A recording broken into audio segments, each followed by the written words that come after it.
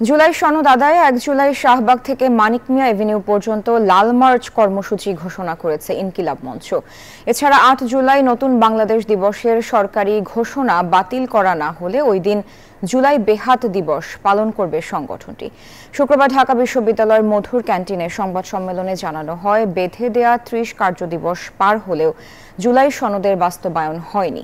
জুলাই সনদ আদায় ১ জুলাই শাহবাগ থেকে মানিক মিয়া এভিনিউ লাল মার্চ করবে ইনকিলাব মঞ্চ। এতে অংশগ্রহণ করবে জুলাই শহীদ পরিবার ও আহতরা। দাবি আদায় না হলে টানা আন্দোলন হবে বলেও জানানো হয়।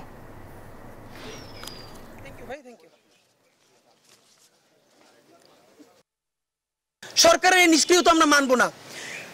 আগামী জুলাইয়ের ১ তারিখ মানে লাল জুলাইয়ের প্রথম দিনে আপনারা ইতিমধ্যে জানেন ইনকিলাব মঞ্চ জুলাই সনদ আদায়ের দাবিতে লাল মার্চ ঘোষণা করা হয়েছে। শাহবাগ জাতীয় জাদুঘরের সামনে থেকে বিকেল ৪টায় মানিক মিয়া এভিনিউয়ে এইখানে ছাত্র জনতা মানিক মিয়া এভিনিউয়ে রওনা করবে জুলাই সনদ আদায়ের দাবিতে। বান্ডেল থাকলে প্রতি সেনমানিতে টাকা বাঁচবে।